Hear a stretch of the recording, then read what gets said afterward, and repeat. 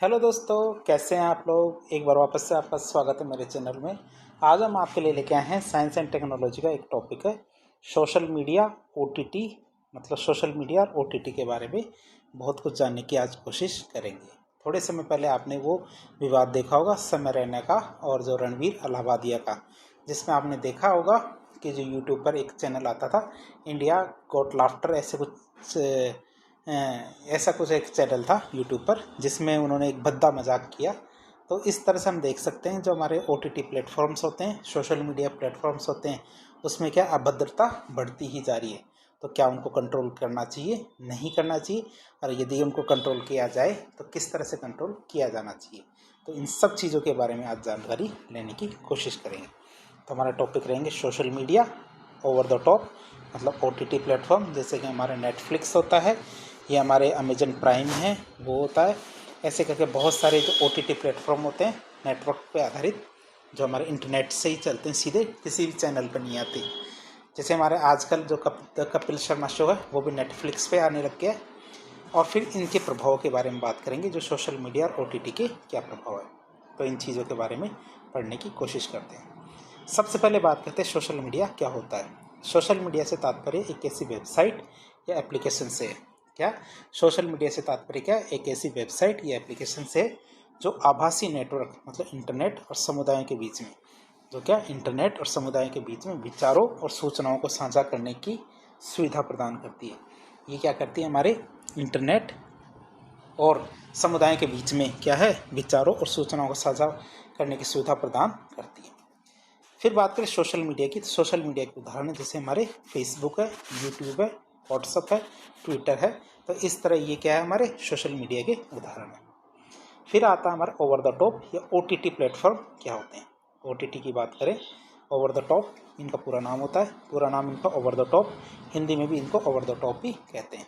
तो ओटीटी से तात्पर्य ऐसी स्ट्रीमिंग सेवा से है, मतलब सीधा आपके पास इंटरनेट होना चाहिए, सब्सक्रिप्शन होना चाहिए, तो आप सीधे ही स्ट्रीम कर सकते हो। तो ओटीटी से तात्पर्य ऐसी स्ट्रीमिंग सेवा से जो इंटरनेट के माध्यम से सीधे दर्शकों तक मीडिया कंटेंट को पहुंचा देती है। क्या है? ओटीटी से तात्पर्य ऐसी स्ट्रीमिंग सेवा से जो इंटरनेट के माध्यम से सीधे दर्शकों तक मीडिया कंटेंट पहुंचाती है। ओटीटी परंपरागत रूप से क्या ओटीटी क्या है? परंपरागत रूप से मीडिया कंटेंट के नियंत्रक और वितरक के रूप में काम करने वाले जो केबल प्रसारक है और सैटेलाइट टेलीविज़न प्लेटफॉर्म में इसकी आवश्यकता को दूर करता है। ओटीटी क्या करता है? परंपरागत रूप से जो हमारा मीडिया कंटेंट होता है कि चैनल पे हमारे ये नाटक आएगा, वो चीज़ आएगी, तो इन चीज़ों के जो कंटेंट है इसके नियंत्रक और वितरक के रूप में कार्य करने वाले जो प्रसारक और सैटेलाइट टेलीविज़न प्लेटफॉर्म है, इनकी आवश्यकता को दूर कर देता है कि हमें इन चीज़ों की ज़रूरत है। नहीं, ओटीटी के अंदर इनमें से किसी भी चीज़ की ज़रूरत नहीं पड़ती है। इन्हें क्या ऑनलाइन कंटेंट क्यूरेशन प्लेटफॉर्म, क्या OCCP, मतलब ऑनलाइन कंटेंट क्यूरेशन प्लेटफॉर्म के नाम से भी जाना जाता है।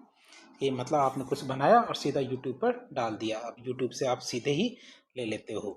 तो ये ऑनलाइन कंटेंट क्यूरेटर प्लेटफॉर्म के रूप में इनको जाना जाता है। ओटीटी के उदाहरणों की बात करें तो जैसे हमारे यूट्यूब है, नेटफ्लिक्स है, प्राइम वीडियो है, हॉटस्टार है, ये सब हमारे ओटीटी प्लेटफॉर्म के रूप में जाने जाते हैं। अब बात करते हैं सोशल मीडिया और ओटीटी। तो हमने देख लिया क्या होता है, अब इनसे क्या फ़र्क पड़ता है। तो फ़र्क में देखें, एक तो सकारात्मक प्रभाव देखते हैं। पहला प्रभाव देखते हैं सकारात्मक प्रभाव। तो सोशल मीडिया ने समाज की परिभाषा को बदल कर रख दिया है। सोशल मीडिया ने क्या किया? समाज की परिभाषा को बदल दिया है। अब समाज क्या भौगोलिक सीमाओं में सीमित नहीं रहा है। अब समाज क्या भौगोलिक सीमाओं में सीमित नहीं रहा है। सोशल मीडिया और ओटीटी के कारण विचारों का प्रभाव तेजी से हो रहा है। क्या हो रहा है? सोशल मीडिया और ओटीटी के कारण क्या हो रहा है? विचारों का प्रभाव तीव्र गति से हो रहा है। सोशल मीडिया ने क्या किया है? सोशल मीडिया ने सामाजिक और राजनीतिक जागरूकता में वृद्धि की है, मतलब सोशल और पॉलिटिकल अवेयरनेस है, इसमें क्या है? काफ़ी ज़्यादा जागरूकता की है, मतलब जागरूकता में वृद्धि की है, जिससे कई सामाजिक और राजनीतिक क्रांतियाँ भी हुई है। जैसे हमारा मीटू आंदोलन है, जिसको मीटू मूवमेंट कहते हैं, अरब स्प्रिंग है, भ्रष्टाचार विरोधी आंदोलन। तो ये हमारे जो 2013 का जो अन्ना आंदोलन जिसे कहते हैं, भ्रष्टाचार विरोधी आंदोलन, तो ये सब हमारा जो सोशल मीडिया का ही प्रभाव था। सरकार के साथ नागरिकों का जुड़ाव बेहतर होता है, जिससे क्या लोकतांत्रिक मूल्य सशक्त होते हैं। साथ ही साथ देखें तो जो हमारे प्रत्यक्ष मतलब डायरेक्ट और इनडायरेक्ट रोजगार इससे सृजित होते हैं। इससे क्या होता है? डायरेक्ट और इनडायरेक्ट दोनों प्रकार के रोजगार सृजित होते हैं।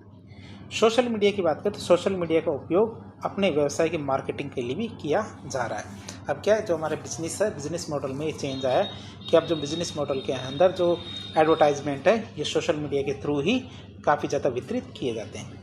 किसी भी प्रकार के कौशल को सीखना आसान हुआ है और साथ ही साथ मध्यस्थों की भूमिका भी कम हुई है। जो मीडिएटर हैं उनकी भूमिका भी कम हुई है। क्यों? क्योंकि मीडिएटर काफ़ी ज़्यादा लाभ लेने की कोशिश करते हैं। कला और प्रतिभा को मंच प्रदान किया गया है। क्या? कला और प्रतिभा को मंच प्राप्त हुआ है।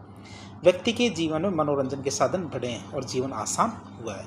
इससे क्या, मनुष्य है, व्यक्ति है, तो व्यक्ति के जीवन में मनोरंजन के साधन बढ़े हैं, जिससे व्यक्ति के जीवन क्या है, आसान और सरल हुआ है। आपदा के समय उपयोगी जो जानकारियाँ है उनका तेज़ी से प्रसार किया जा सकता है। जैसे कोई तूफान आ रहा है, कोई बाढ़ आ रही है या कोई ऐसी आपदा आ रही है जो लोगों को उसके बारे में पता होना चाहिए, तो सोशल मीडिया के माध्यम से उसको तेज़ी से प्रसारित किया जा सकता है। अब बात करेंगे हम कि सोशल मीडिया के नकारात्मक प्रभाव की। क्या? सोशल मीडिया के नकारात्मक प्रभाव या नेगेटिव इम्पैक्ट्स की बात करें तो इसमें सबसे पहले आता है फेक न्यूज़, अफवाह और गलत जानकारी का प्रसार। कई बार क्या होता है, फेक न्यूज़, अफवाह और गलत जानकारी का प्रसार हो जाता है, तो उससे क्या होता है, तो spread of fake news, humours और मिस इन्फॉर्मेशन। पहली बात तो इससे क्या, कानून और न्याय व्यवस्था प्रभावित होती है। कई बार इस तरह की फेक न्यूज़ फैला दी जाती है कि जो धार्मिक संप्रदाय के सौहार्द को खराब करती हो। इससे क्या, राजनीतिक अस्थिरता फैल सकती है कि एक दल के खिलाफ दूसरे दल के द्वारा जैसे मिथ्या फेक न्यूज़ फैलाई जा सकती है। सामाजिक सौहार्द, मतलब हिंदू मुस्लिम के दंगे या फिर ऐसे बहुत सारे कार्य किए जा सकते हैं जिससे समरसता प्रभावित होती है। मित्र राष्ट्रों के संबंध प्रभावित होते हो। क्या? मित्र राष्ट्रों के संबंध प्रभावित होते हैं और देश की या अंतर्राष्ट्रीय छवि खराब होती है। देश है तो देश की अंतर्राष्ट्रीय छवि भी खराब हो सकती है यदि आप फेक न्यूज़ फैलाते हो। कई बार हिंसक और आपत्तिजनक कंटेंट होता है, जैसे अडल्ट कंटेंट या इस तरह की चीज़ें भी आपके सोशल मीडिया प्लेटफॉर्म्स पर डाल दी जाती है। तो बात करें युवाओं, महिलाओं और बच्चों पर इसका गलत प्रभाव पड़ता है। क्यों? क्योंकि ये सब क्या है, इनके संपर्क में होते हैं, तो इनके संपर्क में यदि हिंसक और आपत्तिजनक कंटेंट आता है तो इससे क्या होता है, इन पर बुरा असर पड़ता है। निजी और व्यक्तिगत जीवन में सामाजिक दखल बढ़ती है। क्या? निजी और व्यक्तिगत जीवन में सामाजिक दखल बढ़ती है। निजता और डेटा चोरी संबंधी चिंताएं इसके सामने आती है। क्या? जो व्यक्ति है तो व्यक्ति की निजता, डेटा चोरी संबंधी जो समस्याएं हैं, चिंताएं सामने आती है। व्यक्ति और समुदाय के जो वैचारिक दृष्टिकोण है उसको मैनिपुलेट किया जाता है। क्या? व्यक्ति और समुदाय के वैचारिक जो दृष्टिकोण है इसको मैनिपुलेट किया जाता है, जैसे प्रोपोगेंडा फैलाना, सॉफ्टवेयर का दुरुपयोग करना। तो इस तरह हमारा डीप फेक तकनीक है, तो ऐसी तकनीकों का उपयोग किया जाता है। सामाजिक ध्रुवीकरण और कट्टरता में वृद्धि की जा सकती है। साइबर बुलिंग, ट्रोलिंग की जा सकती है। साइबर स्टॉकिंग, ऑनलाइन हैरेसमेंट, इस तरह की चीज़ें की जा सकती है। इससे क्या, महिला सुरक्षा नकारात्मक रूप से प्रभावित होती है। किन किन चीज़ों से? Cyber bullying, trolling, cyber stalking, online harassment, इन चीज़ों से क्या होता है, महिलाओं की सुरक्षा नकारात्मक रूप से प्रभावित होती है। फिर आती है बात हेट स्पीच की। हेट स्पीच की बात करें हम तो इससे क्या होता है, सामाजिक सौहार्द प्रभावित होता है। क्यों? क्योंकि एक दल दूसरे दल के खिलाफ क्या है, हेट स्पीच करता है, तो इससे समाज के अंदर जो सामाजिक सौहार्द होता है वो प्रभावित होता है। महिलाएं और LGBT समुदाय इसके निशाने पे आ जाते हैं। इससे मानसिक रोग भी बढ़ रहे हैं, जैसे अवसाद, डिप्रेशन, अकेलापन, लोनलीनेस, मोबाइल की लत, मोबाइल एडिक्शन, ये सब चीज़ें बढ़ रही है। आँखों पे इसका नकारात्मक प्रभाव तो पड़ ही रहा है। साथ ही साथ क्या है, व्यक्ति बैठा रहता है, मोबाइल को ले बैठे टिकटॉक चलता रहता है, तो इससे क्या, शारीरिक व्यायाम में भी कमी आती है। अब बात करें इसको कंट्रोल करने के लिए, क्या सरकार ने कोई नियम कानून बनाए हैं या नहीं बनाए, तो इसकी बात करते हैं। सरकार के द्वारा कौन से नियम कानून बनाए? सरकार ने बनाए IT रूल्स 2021, मतलब मध्यस्थ दिशा निर्देश और डिजिटल मीडिया आचार संहिता 2021, जिसे कहते हैं हमारे intermediary guidelines and digital media ethics code 2021, जिसे शॉर्ट में क्या कहते हैं, IT रूल्स 2021। अब ये क्या करता है, निम्नलिखित के लिए मध्यस्थ दिशा निर्देश और डिजिटल मीडिया आचार संहिता लागू की गई है। इनके लिए सोशल मीडिया के लिए, डिजिटल मीडिया के लिए, OTT के लिए इन्होंने कुछ दिशा निर्देश जारी किए हैं। सबसे पहले बात करते हैं जो हमारा सोशल मीडिया है, सोशल मीडिया के लिए कौन से दिशा निर्देश जारी किए गए। सबसे पहले होगा इसमें मुख्य अनुपालना अधिकारी की नियुक्ति करनी होगी। इसमें क्या, मुख्य अनुपालना अधिकारी की नियुक्ति करनी होगी। बात करें इसकी तो अपॉइंट चीफ कंप्लेंट ऑफिसर, तो भारत का निवासी होना चाहिए। वो मुख्य अनुपालना अधिकारी क्या होना चाहिए? पहली बात तो भारत का निवासी होना चाहिए। साथ ही साथ अधिनियम और नियमों की अनुपालना को सुनिश्चित करने के लिए वही व्यक्ति उत्तरदायी होगा।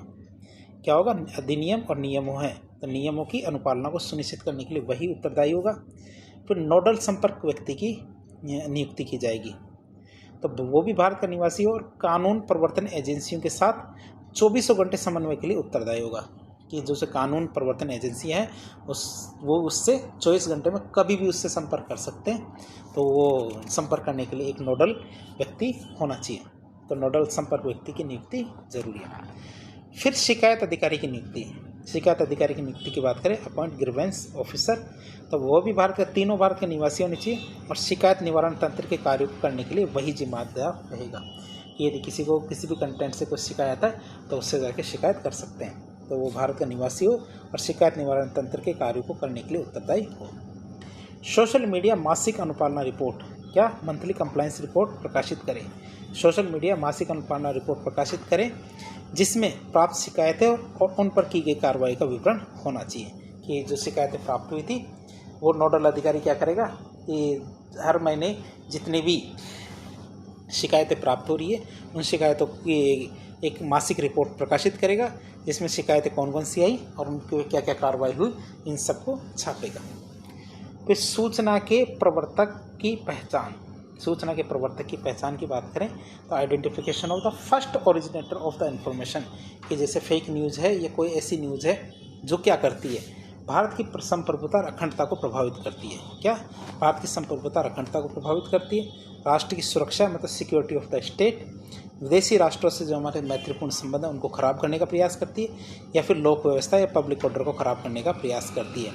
तो ये चारों कामों में से कोई भी कार्य करती है, ऐसी न्यूज़ या ऐसी खबर या ऐसा कोई कंटेंट है, तो अदालत या सरकारी प्राधिकरण मांगे तो आपको बताना पड़ेगा कि सूचना का प्रवर्तक कौन था, मतलब पहली बार इस सूचना को प्लेटफॉर्म पर डाला किसने है। तो ये बाकी तो हो सकता है, बाकी ने तो शेयर किया हो, तो पहली बार किसने डाला है ये चीज़ पता कर सकते हैं। फिर आता है सुनवाई का उचित अवसर। कई बार क्या है कि आपको गलत तरीके से फंसा दिया जाता है, तो आपके पास भी फेयर अपॉर्चुनिटी होनी चाहिए किसकी? सुनवाई की। तो सोशल मीडिया उपयोगकर्ता के अकाउंट या आईडी को हटाने से पहले, क्या सोशल मीडिया के उपयोगकर्ता के अकाउंट को हटाओ या फिर उसको आईडी को हटाने से पहले स्पष्टीकरण देने और अपना पक्ष रखने का उचित अवसर मिलना चाहिए। फिर उपयोगकर्ताओं के ऑनलाइन सुरक्षा और गरिमा की बात करें, जो उपयोगकर्ता है उनके ऑनलाइन सुरक्षा और गरिमा की बात करें तो व्यक्तिगत निजता और गरिमा के उल्लंघन के खिलाफ दर्ज की गई शिकायत के संबंध में 24 घंटे के भीतर अकाउंट आईडी या पोस्ट को सोशल मीडिया हटाए। क्या? जैसे कोई ऐसी पोस्ट है जो किसी व्यक्ति की गरिमा के हनन करती है, किसी महिला के या बच्चों के या किसी भी व्यक्ति की गरिमा का हनन करती है, तो उस मीडिया पोस्ट को 24 घंटे के भीतर हटाना कंपलसरी है।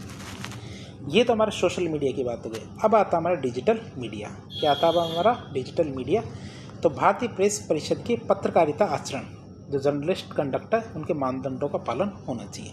भारतीय प्रेस परिषद है उसके जो पत्रकारिता आचरण है तो उसके जो मानदंड है उनका पालन होना चाहिए। केबल टीवी नेटवर्क रेगुलेशन, जो cable TV network regulation act है, इसके तहत प्रोग्राम कोड का पालन होना चाहिए। क्या? प्रोग्राम कोड है उसका पालन होना चाहिए। इसके लिए भी 3 स्तरीय शिकायत निवारण तंत्र का निर्माण किया गया है। क्या? 3 स्तरीय शिकायत निवारण तंत्र का निर्माण किया गया है। तो ये हमारे डिजिटल मीडिया है उसके लिए। फिर आता हमारा OTT, जो हमारा टॉपिक भी है। OTT मतलब ओवर द टॉप प्लेटफॉर्म। तो कंटेंट की आयु, ये जो कंटेंट है तो आयु आधारित 5 श्रेणियों में वर्गीकृत करें। जो कंटेंट है तो OTT पर तो उसको क्या 5 श्रेणियों में क्लासीफाई करें, उनकी रेटिंग को प्रमुखता से प्रदर्शित करें। कि जैसे 5 श्रेणियाँ कौन कौन सी है? पहला होना चाहिए UA मतलब सार्वभौमिक, ये किसी भी उम्र का व्यक्ति उसको देख सकता है। फिर दूसरा आता है UA अंडर एज 7+ मतलब 7 साल से ऊपर के देखें। UA 13+ मतलब पेरेंटल लॉक, तो पेरेंटल लॉक हमारे UA 13 और 16 दोनों में पेरेंटल लॉक होने चाहिए। तो इसमें केवल 13 से ऊपर 16 से ऊपर वाले देख सकते हैं। 5वां आता है एडल्ट्रेट, जिसमें A मतलब वयस्क एडल्ट, या आयु सत्यापन तंत्र होना चाहिए कि जिसमें ये वेरिफिकेशन हो कि बंदा 18 साल से ऊपर है तभी वह इस प्रकार का कंटेंट देख पाए। फिर बात करें 3 स्तरीय शिकायत निवारण तंत्र होना चाहिए। 3 स्तरीय मतलब जिसमें 3 टीयर हो, टीयर 1, टीयर 2 और टीयर 3। तो 3 टीयर का शिकायत निवारण तंत्र होना चाहिए। किसके लिए? OTT के लिए। तो बात करें तीनों टीयर पे क्या क्या होना चाहिए। सबसे पहले आता है टीयर 1। टीयर 1 की बात करें तो OTT या प्रकाशक के स्तर पे, क्या OTT या प्रकाशक के स्तर पे होता है पहला टीयर 1। तो OTT प्लेटफॉर्म के द्वारा शिकायत निवारण अधिकारी नियुक्त किया जाना चाहिए। हर OTT प्लेटफॉर्म्स को क्या करना पड़ेगा? शिकायत निवारण अधिकारी नियुक्त करना पड़ेगा, जो शिकायत आने पर 15 दिनों के भीतर प्रत्येक शिकायत पर निर्णय ले, कि जो भी शिकायतें प्राप्त होगी उन शिकायतों पर क्या 15 दिन के भीतर क्या निर्णय लेगा। फिर आता हमारा टीयर 2। फिर क्या आता हमारा टीयर 2 वाला। तो ये क्या होता है? स्वयं नियामक निकाय होना चाहिए। क्या होता है? सेल्फ रेगुलेटरी बॉडी होना चाहिए। अब हम बात करते हैं सेल्फ नियामक निकाय क्या होते हैं। तो सेल्फ नियामक निकाय मतलब स्वयं नियामक निकाय OTT या फिर जो हमारा प्रकाशक पब्लिशर दोनों के द्वारा सामूहिक रूप से स्थापित किया जा सकता है। मतलब ऐसा नहीं कि प्रत्येक को ही करना पड़ेगा, वो तो हमारे प्रत्येक को करना पड़ेगा। जो हमारा ये अधिकारी है शिकायत निवारण अधिकारी, ये तो प्रत्येक OTT को करना पड़ेगा। साथ ही साथ जो हमारे स्वयं नियामक निकाय है ये हमारे प्रकाशक मतलब जो न्यूज़ वाले होते हैं और OTT ये दोनों मिल के कर सकते हैं। बात करें स्वयं नियामक निकाय की संरचना में 6 सदस्य और 1 अध्यक्ष होना चाहिए। क्या होना चाहिए? ये सब मिलके एक कर सकते हैं, ऐसा नहीं है कि अलग अलग हो। तो इसमें क्या होता है कि इसमें 6 सदस्य होने चाहिए और 1 अध्यक्ष होना चाहिए। स्वयं नियामक निकाय का अध्यक्ष सुप्रीम कोर्ट या हाई कोर्ट का सेवानिवृत्त न्यायाधीश होना चाहिए। क्या होना चाहिए? जो हमारा सुप्रीम कोर्ट या हाई कोर्ट का सेवानिवृत्त न्यायाधीश होना चाहिए कम से कम स्वयं नियामक निकाय का अध्यक्ष। स्वयं नियामक निकाय सूचना एवं प्रसारण मंत्रालय के तहत पंजीकरण होना चाहिए। क्या? जो स्वयं नियामक निकाय है ये सूचना एवं प्रसारण मंत्रालय उसके तहत पंजीकृत होना चाहिए। बात करें स्वयं नियामक निकाय है जो सेल्फ रेगुलेटरी बॉडी है, ये क्या कार्य करेगी? ये 15 दिनों के भीतर जो ग्रीवेंस रिड्यूसल ऑर्गेनाइजेशन है इसके द्वारा संतोषजनक रूप से न देखी गई शिकायतों की जाँच करेगी। कि जो हमारी जो ऊपर का बोर्ड था उसके द्वारा यदि शिकायतें मिलती है 15 दिन में उनकी जो शिकायतों का सही तरह से पूर्ण रूप से समाधान नहीं हुआ है उन शिकायतों की जांच करेगी कौन? स्वयं नियामक निकाय। स्वयं नियामक निकाय की शक्ति की बात करें तो स्वयं नियामक निकाय आपत्तिजनक सामग्री को सेंसर करने की शक्ति रखती है कि वह सामग्री को देख सकती है और जाँच कर सकती है कि यह किस कैटेगरी में आना चाहिए, तो उसको सेंसर करने की शक्ति होती है इसके अंदर। फिर आता हमारा टीयर 3। टीयर 3 में आते हैं हमारे ओवरसाइट मैकेनिज्म मतलब निगरानी तंत्र। क्या था? ओवरसाइट मैकेनिज्म मतलब निगरानी तंत्र आता है। तो निगरानी तंत्र क्या है? सूचना एवं प्रसारण मंत्रालय के द्वारा विकसित तंत्र है जिसके तहत शिकायतों की सुनवाई के लिए एक अंतर विभागीय समिति की स्थापना की जाएगी। तो ये क्या है? ये हमारे सूचना प्रसारण मंत्रालय के द्वारा विकसित एक तंत्र है जिसके तहत शिकायतों की सुनवाई के लिए एक अंतर विभागीय समिति की स्थापना की जाएगी। साथ ही साथ क्या स्वयं नियामक निकाय है जो हमने ऊपर देखा था जिसका अध्यक्ष हाई कोर्ट या सुप्रीम कोर्ट का रिटायर्ड जज होना चाहिए, उसकी कार्यप्रणाली संबंधी नियमों का एक चार्टर तैयार करेंगे कि वो किस तरह से काम करेंगे, उनके पास कैसी शक्ति होंगी, इन सब को डिसाइड करने का काम करेंगे। फिर कई बार कई कंटेंट इतनी तेज़ी से आते हैं कि वो पूरे के पूरे देश के सौहार्द को बिगाड़ सकते हैं। ऐसी स्थिति होती है हमारी आपातकालीन स्थिति, इमरजेंसी। तो ऐसे समय में किसको पावर आपातकालीन शक्ति होगी? तो आपातकालीन परिस्थितियों में सूचना एवं प्रसारण मंत्रालय के जो सचिव है, क्या सूचना प्रसारण मंत्रालय के जो सचिव है ये डिजिटल प्रकाशन और OTT प्लेटफॉर्म को सुनवाई का अवसर दिए बिना भी कि उनसे पूछे बिना, क्यों कि इसका क्या किया जाना चाहिए क्या नहीं किया जाना चाहिए, ऐसा कंटेंट है जिसको फैलने से रोका जाना है, तो हमारे सचिव महोदय क्या कर सकते हैं? OTT प्लेटफॉर्म और डिजिटल प्रकाशक इनको सुनवाई का अवसर दिए बिना ही कंटेंट ब्लॉक करने का आदेश दे सकते हैं कि कंटेंट प्रसारित नहीं होगा। तो ये शक्तियाँ किसके पास है? हमारे जो सूचना प्रसारण मंत्रालय के सचिव के पास है। तो ये तो हमारा कानून तो खत्म हो जाता है, IT रूल्स 2021 खत्म होता है। फिर इसके बाद एक तकनीक आती है जिसे कहते हैं डीप फेक तकनीक। क्या डीप फेक तकनीक की बात करें तो डीप फेक तकनीक 2 शब्दों से मिलकर बनी है, एक तो डीप लर्निंग और एक फेक जिसे मिथ्या कहते हैं, जिसकी उत्पत्ति 2017 में हुई थी जब डीप फेक नाम से एक रेडिट उपयोगकर्ता के मशहूर हस्तियों के द्वारा जो स्पष्ट वीडियो पोस्ट किए गए थे। क्या किए गए थे? कुछ स्पष्ट रूप से अश्लील वीडियो थे वो पोस्ट कर दिए थे। किसने? वो रेडिट उपयोग करता था 2017 में, उसने ऐसे नकली बना करके, किसके? मशहूर हस्तियों के। तो यह क्या एक छवि या रिकॉर्डिंग हो सकती है, या छवि का मतलब एक फ़ोटो भी हो सकती है या फिर कोई वीडियो रिकॉर्डिंग भी हो सकती है, जिसे किसी व्यक्ति को कुछ ऐसा करने या कहने के रूप में गलत तरीके से प्रस्तुत करने के लिए बदल दिया गया है। क्या? भाई कोई व्यक्ति है तो उसने कुछ ऐसा नहीं कहा है, जबकि उसने ऐसा नहीं कहा है, फिर भी ऐसा बताया जा रहा है कि उसने ऐसा ही कहा है, या फिर उसने ऐसा नहीं किया है जबकि उसको वीडियो के जरिए ऐसा बताया गया है कि उसने ऐसा ही किया है। तो ऐसा बदल दिया जाता है या फिर हेर फेर किया जाता है, जो वास्तव में उसने कहा ही नहीं है या फिर किया ही नहीं है। तो इसे हम कहते हैं डीप फेक तकनीक। और डीप फेक तकनीक आने से क्या चिंताएँ आती है? तो डीप फेक संबंधित कौन कौन सी चिंताएँ? पहली बात आती है, इससे साइबर अपराधों में वृद्धि होती है। क्या होता है? साइबर अपराधों में वृद्धि होती है। इससे फिशिंग, वित्तीय धोखाधड़ी, पहचान की चोरी डीप फेक के माध्यम से आसान और उन्नत होती जाती है। क्या होता है? डीप फेक के माध्यम से क्या होता है? पहचान की चोरी, वित्तीय धोखाधड़ी, फिशिंग, इस तरह की समस्याएं सामने आती है। फिर विश्वास का क्षरण की बात करें तो डीप फेक के द्वारा उत्पन्न तोड़ी मरोड़ी या फर्जी सामग्री जनता में अविश्वास, असामंजस्य और पक्षपाती राय पैदा करती है। कि डीप फेक के द्वारा जो उत्पन्न तोड़ी मरोड़ी गई या फर्जी सामग्री है जनता में अविश्वास, असामंजस्य और पक्षपाती राय पैदा करती है, जिससे सामाजिक मूल्यों और लोकतांत्रिक प्रक्रिया में विश्वास में कमी आती है।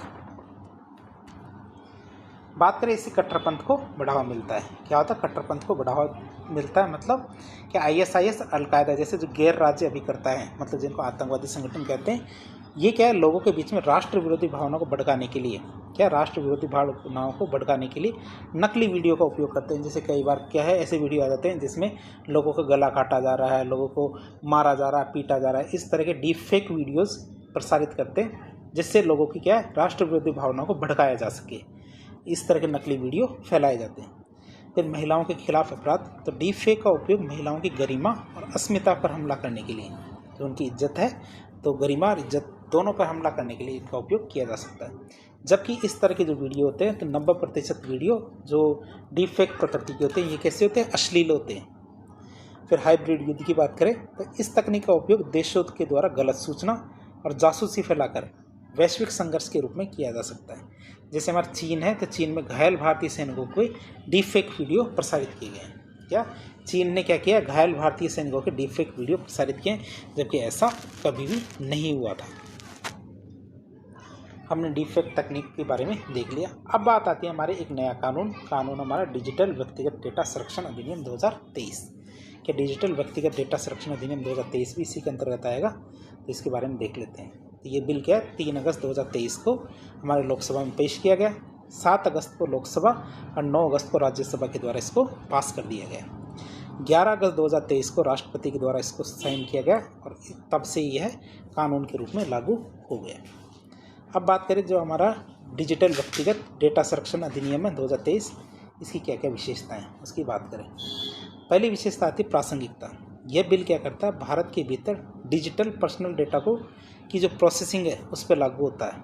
क्या यह बिल क्या है? भारत के भीतर डिजिटल पर्सनल डेटा की प्रोसेसिंग पर लागू होते हैं, जहां पर ये डेटा ऑनलाइन जमा किया जाता हो। कई बार क्या है कि हमारे जो भारत के कंटेंट राइटर होते हैं, कंटेंट बनाने वाले, वो क्या है OTT प्लेटफॉर्म्स पर कई कंटेंट अपलोड करते हैं, तो ये ऑनलाइन रूप से हम जमा कर रहे हैं, या फिर ऑफलाइन भी जमा कराया जाता है, फिर उसे डिजिटल किया जाता है।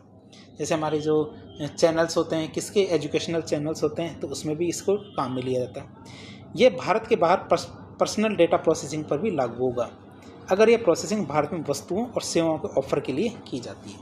तो ये हमने देखा प्रासंगिकता की कि इसकी क्या ज़रूरत थी कि बिल भारत के भीतर डिजिटल पर्सनल डेटा की प्रोसेसिंग पर लागू होगा, जहाँ पे डेटा ऑनलाइन जमा किया जाता है, ऑफलाइन जमा किया जाता है, और ऑफलाइन जमा करके फिर उसको डिजिटलीकृत किया जाता है। या फिर यह भारत के बाहर पर्सनल डेटा प्रोसेसिंग पर लागू होगा अगर ये प्रोसेसिंग भारत में वस्तुओं और सेवाओं को ऑफर करने के लिए की जाती है। फिर आती है सहमति की। व्यक्ति की सहमति हासिल करने के बाद केवल वैध उद्देश्य के लिए, या सहमति मिलने के बाद भी, ऐसा नहीं कि सहमति ले ली तो आप कुछ भी कर सकते हो, ऐसा नहीं हो सकता। आपने यदि सहमति ले ली है व्यक्ति की, उसके बाद भी आप क्या है उस डेटा का क्या है उपयोग कैसे करोगे? वैध उद्देश्य के लिए।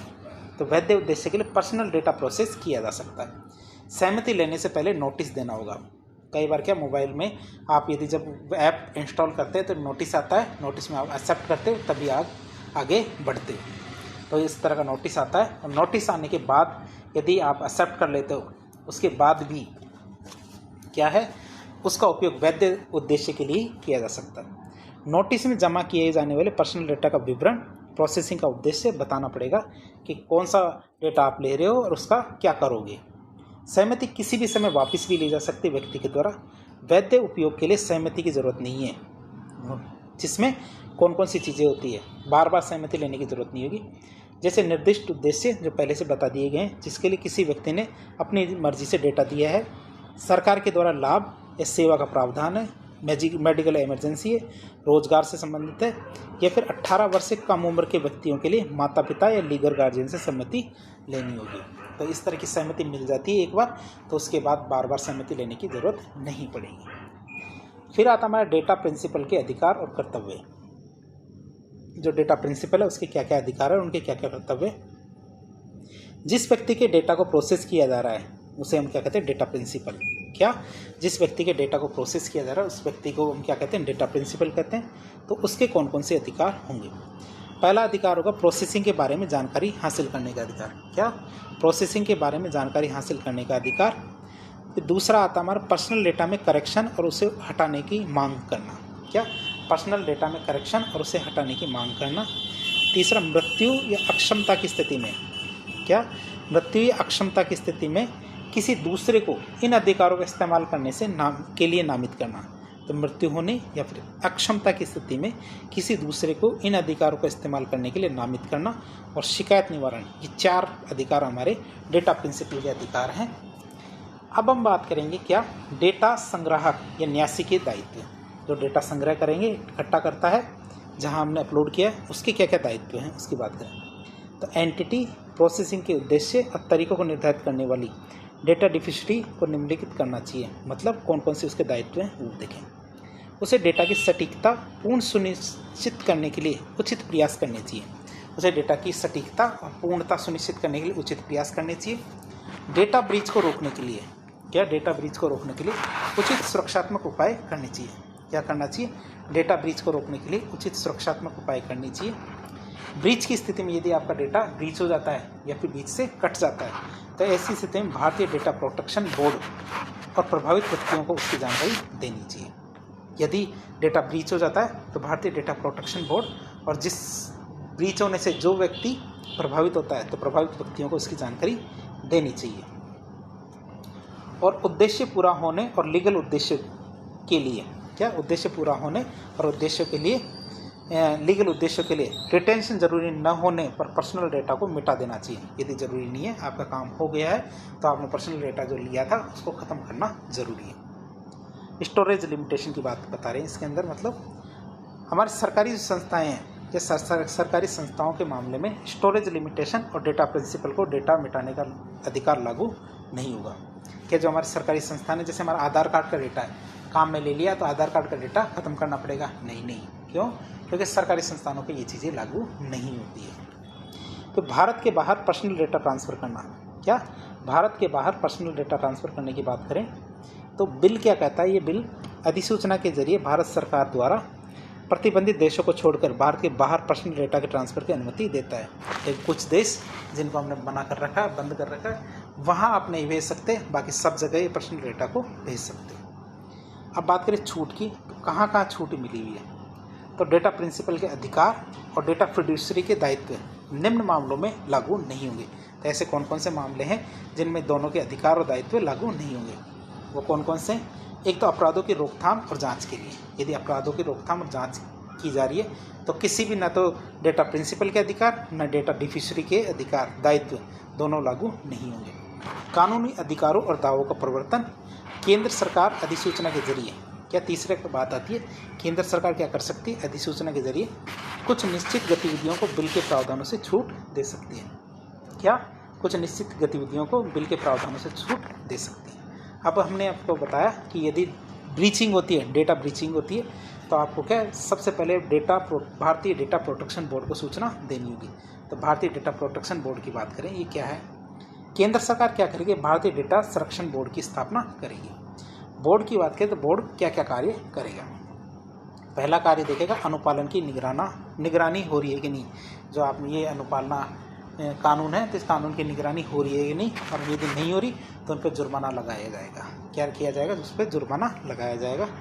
डेटा ब्रीच की स्थिति में, यदि डेटा ब्रीच हुआ है तो ऐसी स्थिति में डेटा डिफ्यूजरी को जरूरी उपाय करने के निर्देश दिए जाएंगे। क्या कि कौन कौन से उपाय करने हैं तो उसके निर्देश दिए जाएंगे।